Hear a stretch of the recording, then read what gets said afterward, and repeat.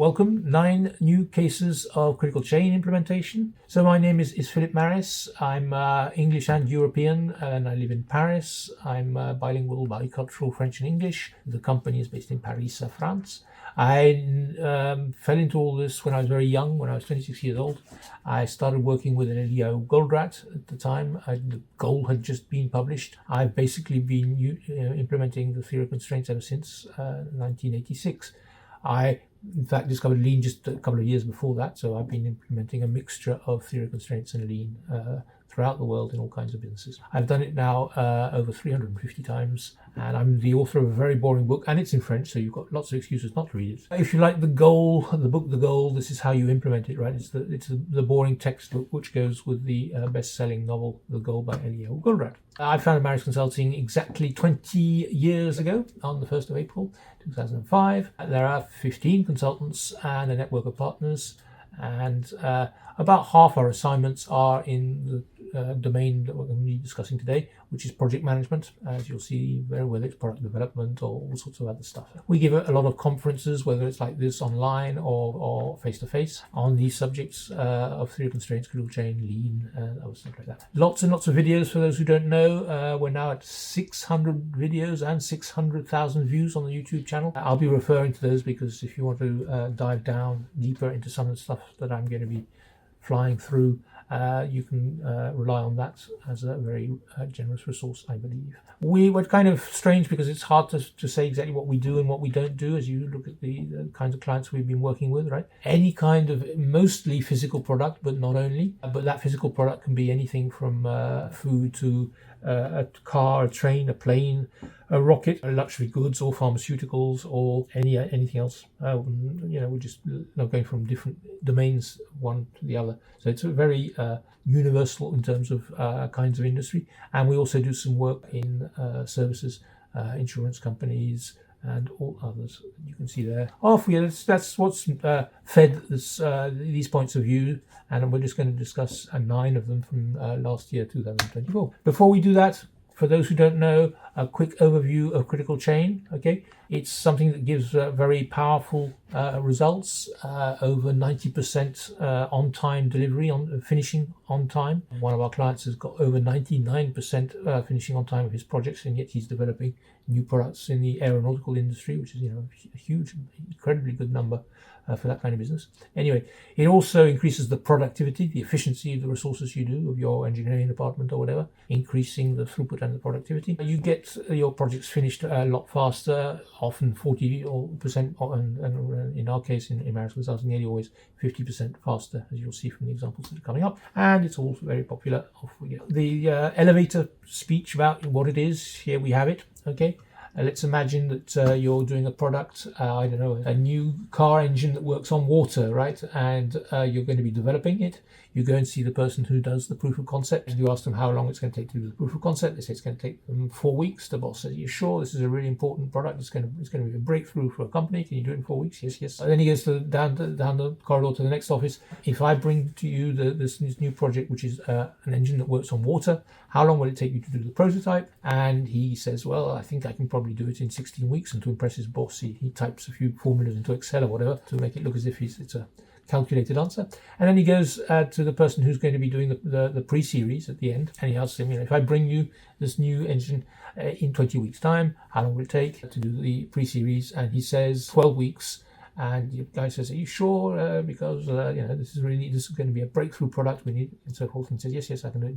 And then off we go. We execute the project, and as you know, it most likely will finish over here somewhere very late. The on-time delivery performance, finishing on time of new product development, is very regularly 0% in the companies we're working with. Initially, it can get up to 50%, but very few people are above 50% and nearly always late. What does the critical chain do? It says the problem is that you've been forcing certainty and uncertainty, and you ask somebody for a commitment on something which is very uncertain and variable, and therefore when you went to the first person and asked them how long it would take to prove the concept, you should have asked them for 2 times, a optimistic time and a pessimistic time. if you only had that to do, if you had a complete kit of information, and if you didn't have any bad surprises, how long it would take. And they might, for instance, say it would take 2 weeks. And for the same task, if it's more complicated than you expected, how long might it take? And they would give you another time. In this example here, we say an extra 2 weeks, so 4 weeks. So everywhere through the system, one is asking for 2 different times to make explicit and visible the uncertainty in the duration of tasks. Okay, to keep the math simple, we've just assumed here that it's half and half focus duration and half local task protection. That's not how we do it. Okay, I won't have time to explain exactly how. Maybe there'll be questions on that. But we don't divide the times by 2, but we get people to commit to new focused and pessimistic durations. We then plan. Planning, we keep just the optimistic durations, the 2, the 8, the 6 weeks. Okay, we know that's unrealistic, so we add a buffer, a big buffer, about 1/3 of the duration of the overall project here, 8 weeks. It is not the sum of what's been taken out of the local buffers, because normally you're going to have less problems when you mutualize in this way the risks throughout the project. And there are a number of other tricks which I unfortunately won't be able to describe today that explain why you can have a buffer it's big, it's 1/3, maybe, and sometimes even larger than that, but it doesn't have to be the sum of everything else. So already you're planning to go faster, okay, than what you were planning to do before. And then you execute. That's the other special thing about the critical chain, the iconic fever chart that you can see over here. On the horizontal axis, you have doing the project from the beginning to the end. On the vertical axis, you have the consumption of the buffer from 0 to 100. So you have 16, 2 plus 8 plus 6 weeks here, 16 weeks, and on the vertical axis 8 weeks of buffer, and off you go. And of course you do consume the buffer, that's what it's there for, and you carry on like this out to the end. And in this example we end up finishing a little early. Isn't that after all how you ensure that you don't miss an airplane, right? You sit in the just in front of the boarding gate, you arrive early to take the airplane. That's how you don't miss airplanes, and that is how you ensure that you finish all your projects on time. Here is an example with more Gantt formula and stuff. You've got there a simple project with in red the critical path, okay, and applying the critical chain to this, you have deleting the individual margins. That's to say you get rid of the local margins at the task level and make the task shorter. And then you do some resource leveling. You make sure that you take into account the availability of the resources. Here there's only one Pierre, so that gets moved along, which enables you to see where the critical chain is. The critical chain is a close cousin to the critical path. It's there, right? But it does take both the task dependencies and the resource dependencies into account. That's the critical chain, but that's not going to finish on time because it doesn't take into account the uncertainty. So you add buffers. In fact, you add 2 types of buffers, the project buffer and, in certain variants of the implementation, a feeding buffer. In this way, you're pretty certain to finish on time. That's how you go faster and finish on time. That is the critical chain approach. Okay, have a look at a lot of the work that is freely available on internet. For a more detailed version, there's a 3-minute version, a 10-minute version, a 20-minute version, or this one if you really want the whole thing. The 4 videos, each of 20 minutes, which I hope gives you a pretty good idea of what the approach is all about. Okay, forgive me, the ambition of this webinar was not to explain exactly how it works. There are lots of other webinar recordings and videos available on the Marris Consulting YouTube channel to give you all the further details. Okay, so here we go for the 9 examples. I'll be presenting them. I'll be referring to some client testimonials. There are hundreds available. If you want to hear it from our client's mouth, have a look at the videos. The first one we're going to talk about is a designer and manufacturer of textile processing and recycling machines. Fun stuff that I do is I discover how you do that, how you tear apart some clothing to be able to then reuse it, so recycling lines of cloth and stuff. So there's some fraying, some mixing, some compacting and stuff. These are long machines which go through the various stages, right? So it's, as you can see from the drawing down here, right? These things are about well, they can go from 20 to 50 meters long, depending on what's involved. We did apply the theory of constraints to their organization, both in the way they designed their machines and in the way they assembled them, made them. They wanted to increase the production capacity because this kind of product the demand is skyrocketing because of recycling initiatives in various geographies, and they wanted to reduce the overall lead time because it was too long. And they wanted to also improve safety, in the manufacturing I'll come to that in a second. So what did we do? We applied, and this is going to be, I'm going to do this 9 times here. We applied the theory of constraints, critical chain, and lean, cocktail of all that. We changed the operating rules of the design office, in particular making sure that they work to full kit. That's something which I'll repeat many, many times in this webinar. Make sure that you have the full information, all the components you need and information you need before you start. That's full kitting. It's an absolute key to go faster and get it right and improve quality and so forth. The critical chain approach was deployed across the entire portfolio and throughout the process, from the initial discussions with the clients, including a call for tenders, so a little project that would run over a couple of months maybe to reply for a call to tender. Then it would be designed in the design office, and then it would go through production. Well, there'll be purchasing of all the different components and production, and the whole thing end to end was put into a critical chain plan and executed as such. Okay. We also worked on the sales and operation planning and medium-term planning to make sure we had a better sequencing of projects and didn't overload the system. And we put in new KPIs in the design office and in the methods and engineering and in manufacturing. So that's what we did. That's one of the fever charts there, as you can see. The reductions in the types of projects and their durations between 40 and 48% there. Lead times in the design office down 40%. Global lead times down 30%. On-time delivery or finishing started quite low at 35 and got to 100%. First, the initial bottleneck was the engineering department, and that was opened up significantly in terms of what was coming out of it, which meant that the production also became constrained. So they started having very long assembly lead times, and they had flooded their factory with semi-assembled machines. They considered that their floor space was a constraint, and that would limit how many machines they could make and sell a year. But in fact, when you looked at it, this was not true. It was only true because it was full of semi-finished, partially assembled machines, and we see that very often, right? So the problem is not the lack of floor space, it's the fact that your assemblies are taking a lot too long because you're not using full kit. So we applied full kit this time in manufacturing. We did not start assembling one of these machines until every single component of that machine was available. As a result, it used to take 9.5 weeks to assemble one of these. It's not the machine, it's in fact module by module of these machines. 9.5 weeks was reduced to 2 weeks simply by applying full kit and a few other basic lean ideas. This increased the productivity by over 30% for most of the main big runners. It also enabled to have a standardized, repeatable assembly sequence, which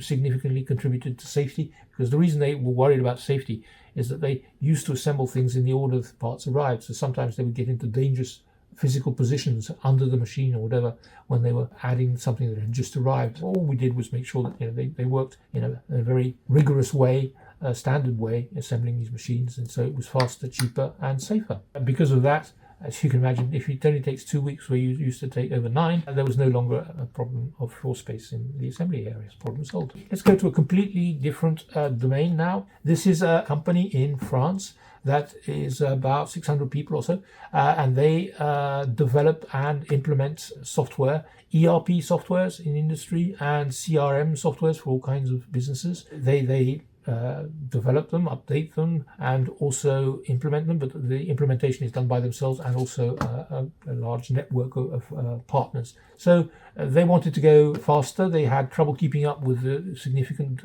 increase in demand for these products. In this particular case, we had a system which has a 3-level solution, and we quite often do this sort of thing, and there are other videos specifically about this control pyramid principle. You have at the top level what we call a control tower, which looks at over the next 12 months, 18 months or whatever, and has a portfolio fever chart. That's to keep the overall view of what's going on. This is the tool that you use to decide the project staggering. That's to say the very important question of, if I win a new order, when do I start it? I don't start it necessarily as soon as I win it. I start it when the engineering department and or the production department is ready to take it in, right? You don't throw things down the line.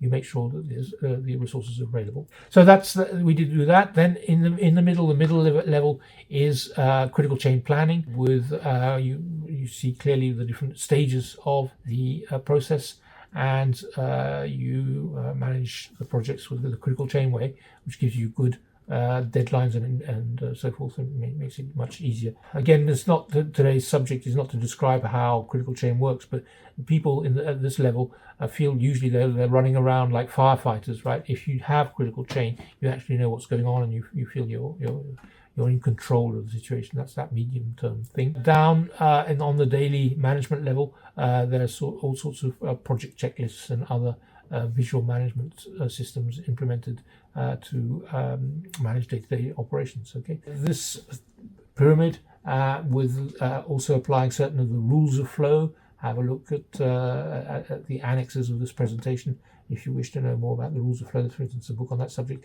but some of them that we were using in this project was staggering, making sure you're very careful about when you launch a new project into the system, dosage, full kit, and of course the critical chain and the fever chart that I presented. Okay, that's it. The results were for their two different businesses. For the ERP projects, we've already done a reduction of over 30% of the duration. It's probably going to go further than that. That's just the initial results after the first year or so of implementation. And the CRM projects are already 40 to 50% and still getting faster and faster. So those were the results. It meant that everybody felt they were much more in control. And in fact, it's become a competitive edge because now they feel confident that they can do this at these speeds. They're selling that idea. They're saying, "Hey, we're good at implementing these things faster than other people, so that you don't have to fear what is a big trap of ERP in particular." So that's another second case. Another one here, which is there's people who also develop very specialized machinery for making bottle tops and all sorts of other stuff on food and drink assembly lines. We did a short diagnostic and proposed an action plan, and they went and did all this on their own without us. So just this is what we said when we looked at what they were doing. We just looked at their research and development department, and we said, "What you've got too many projects in your pipe." Okay, this is why I put it in big and black here, Little's Law. Please, it's easy for you to do. Check what situation is in your research and development organization by applying Little's Law. It's the average duration equals the number of projects in progress divided by the number of projects completed per year. If I have 20 projects ongoing in my research and development organization and I only finish 2 a year, well, then it's taking me 10 years at least per project on average, right? And yet in that organization, when I go and ask them before they do that calculation, how long it takes, they say, 2-3 years sort of thing, right? Do that calculation, please, because most of our prospects and clients don't realize that their performance is a lot worse than what they think. Just do that simple Little's Law calculation.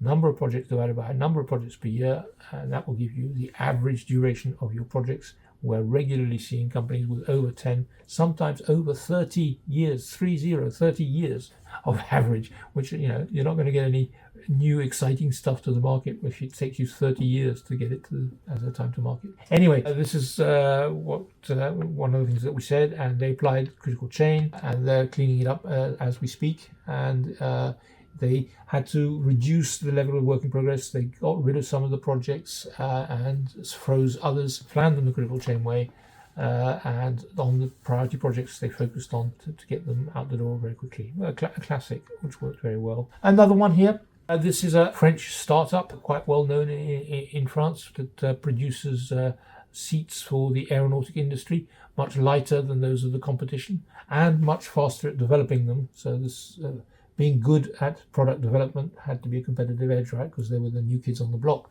and so they wanted to be faster than other people. When we did the diagnostic, it became obvious that in the system, the design office was the bottleneck. Okay, we need to do a better distribution of the work, better prioritization and focus and finish on critical tasks. We implemented the Kanban board to visualize the work. We identified the critical chain. As you can see here, this is at the beginning anyway, so the fever chart of their portfolio, which you can see down here at the bottom right-hand corner. We implemented first on the development of their new products, and later on the construction of their factory, which was also finished very quickly and very early, which was a big success. Yet another one here. This is again in aeronautics, but it's aeronautical components, various kinds of valves for aircraft. They had poor delivery performance. This is the company Circor, if you CIRCOR. If you look at our YouTube channel, you'll see lots of videos by the client talking about this, by the way. And so we implemented critical chain on pilot projects. Once that was done on the entire portfolio, we used mascots. Again, look at the videos to understand what that means. Mascots that enable you to visualize in the organization where the critical chain, critical tasks are. That's always very popular. We do that with nearly all our clients. The fever chart was used obviously as the core thing in the weekly portfolio management meetings. They had the qualification laboratory as the bottleneck initially. That was quickly, well, it was obviously not the right place for it to be. Qualification laboratory is the sort of thing that has, a saline environment to see if the product rusts and whatever. It's where you torture the product a little bit to make sure that it's going to be okay. So it's not a very high tech part of the operation, right? But it can take time. It had unfortunately become the bottleneck. We got rid of that by having some simple lean ideas, checklists and stuff to make sure that it didn't get in the way. And so that was eliminated as a bottleneck, because obviously not the right place for a constraint to be. So they managed to get a lot more out of the system than they used to. The results here is that they used to take 3 or 4 years to develop a new product, and they went down to 18 months. And this is a 2024 case that they're getting better and better. They're continuing to speed up. That's already a 50% reduction. The qualification phase, right, which used to be the bottleneck, which was initially taking 4 or 5 months, was reduced to only 2 months, so more than 50% reduction on that, just on that one step. They did stuff also, so I don't want you to think, critical chain was the only thing that was used for these results. That speed up from 3-4 years to 18 months came about also because, for instance, they reintegrated, they brought back in-house some prototyping, which enabled them to save several months on the critical chain, right? So sometimes it's not just the idea of the critical chain that bring these results. There's some other things going on, okay? Please don't think I'm saying critical chain is the answer. What is your question? Critical chain gives you an impetus and puts you shooting along in the right direction, but there are other ideas that we mix in to get all these results. Great visibility. And there's another nice example of a fever chart, a portfolio fever chart that you've got here. This is yet another case. In fact, these are very sophisticated machines that are weaving machines that weave carbon fibers to make 3-dimensional carbon parts for aircraft engines, right? So this is very, very high-tech stuff. And the machines that make these parts are very interesting beasts. Okay, this is an international company with nearly 100,000 people, over 100 factories. This was installing and moving these machines between the United States, Mexico, and France, and making sure that it all went as quickly as possible, because this was very critical. These engines were in great demand and they're overdue and so forth. So there was a lot of pressure to go faster. They decided, therefore, they wanted to ensure that the machines were installed and ramp up very quickly. Absolute classic project planning with the client and the different stakeholders, because there's many people involved. Identify the critical chain, and when they identified it, they saw that if they didn't change things, they were going to end up late. So they then optimized it or improved it. Right, the critical chain way of doing a project fast is not to scream at people. It's to say you calculate objectively the durations, and if the end date is unacceptable for whatever reason, you stop and think, how can I do it better? If I do these 2 tasks at once, if I add more people, can I go faster? And what can I do with my external supplier, external vendor to go faster and whatever, right? And so that was required to be able to accelerate and to get up to the speed that they were expecting. These are the kind of results. So yet another example of this kind of real world fever charts that you can get, right? It started off well down here, but then it suddenly had a problem and went shooting out here. This one had a completely different experience.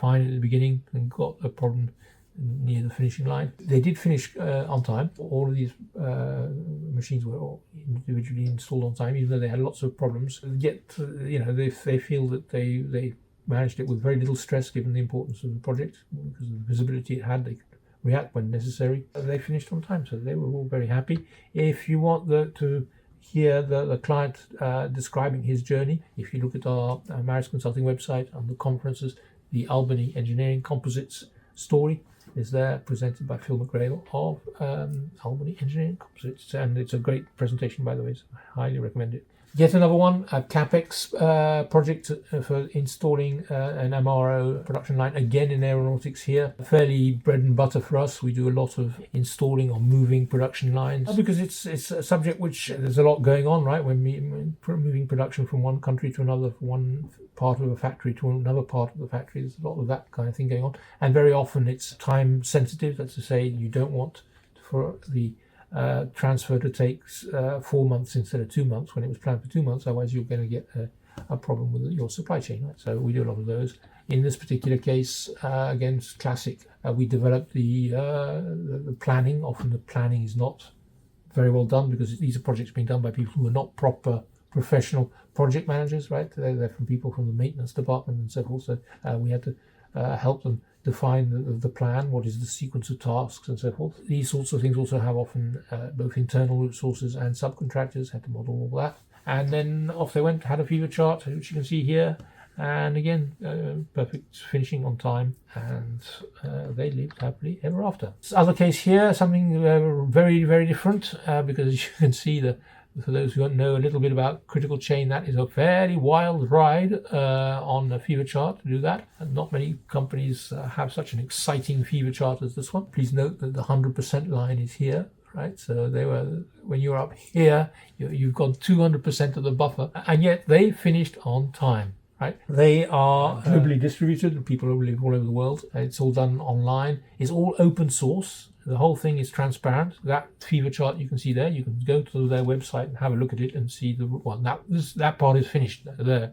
But whatever they're doing at the moment, they transparently present their fever chart to everyone. And what they're doing, working at the moment a lot on distributed computing, which means using the available capacity of computers, your computer or whatever, go and find and use excess capacity of computing power. And it's a mixture of stuff, right? There's some machine learning, some large language model training, some decentralized science projects, cryptocurrencies, because to get paid for lending your computer, you have to make sure there's a good way, safe way of paying for it. Anyway, lots of fun stuff, really a state-of-the-art work. When they started, they had a very successful history and using Agile intensely and properly. No problems there.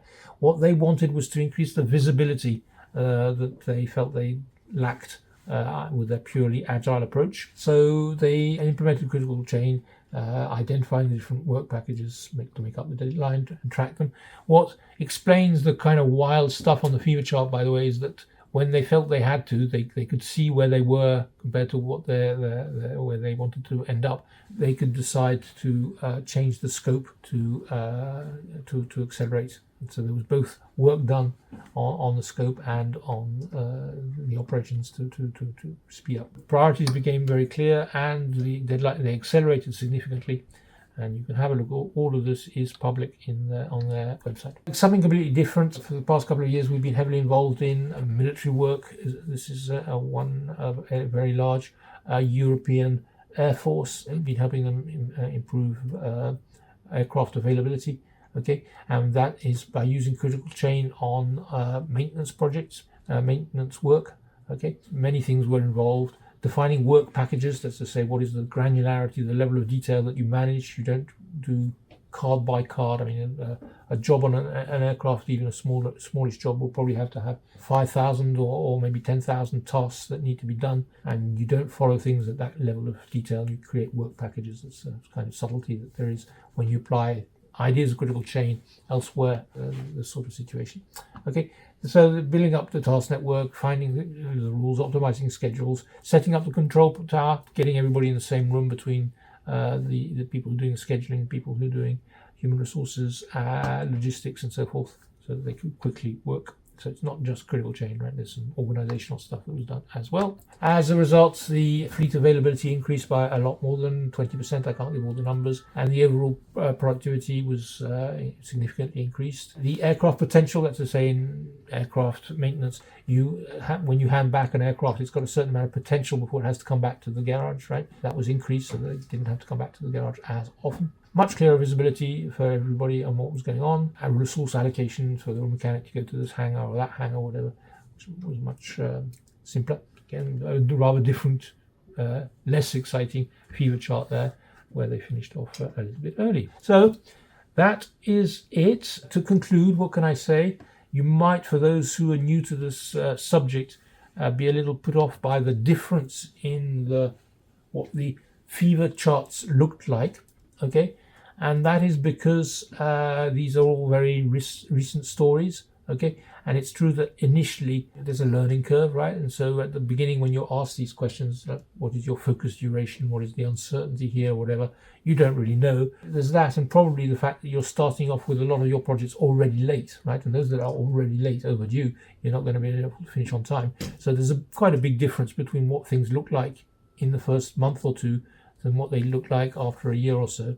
As it gets more, there's more maturity and things start getting cleaned up. Okay, you saw the examples there on the left. There's extracts from today's presentation, very different stuff. And on the right, it's one of our clients. Again, you can have a look on the videos. This is in fact Aerosude's portfolio fever chart, and as you can see, that's really beautiful in terms of showing great mastery of the process. They have, I think I mentioned them earlier, nearly 98.9, latest figure I saw, finishing on time, making aeronautical parts for Boeing, for Airbus, and so forth. So it's going to take you a while to go from where you are today to the mature models.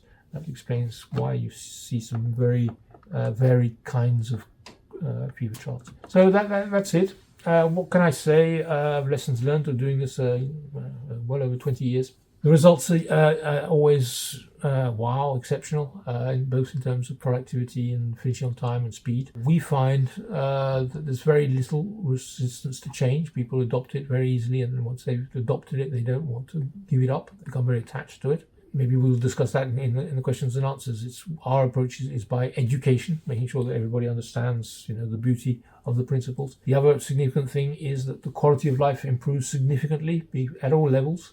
Middle management feels it's got back into control or got control of what's going on.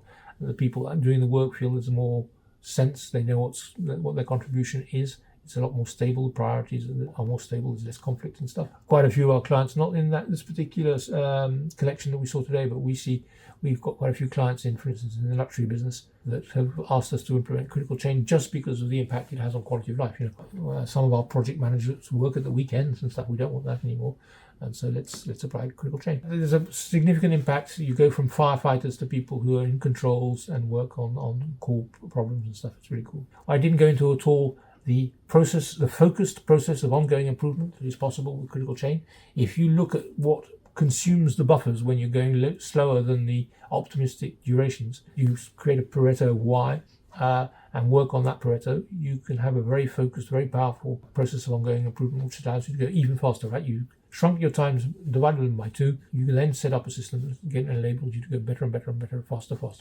We often use critical chain as a Trojan horse to inject theory constraints in an organization, because the results are so impressive that once they've tasted critical chain, say, hey, what else is there in theory constraints? Anyway, we quite often now finding that critical change is the first step people take. They might have read the goal, but they didn't know that in the theory of constraints there's this thing called critical chain. They start using the theory of constraints through critical chain, and then maybe go on to using theory constraints in other areas. Today's presentation was by construction only about critical chain, but I always feel bad about doing that, because it gives you the impression that I think critical chain is the answer. What is your question? And it can solve all problems in the world.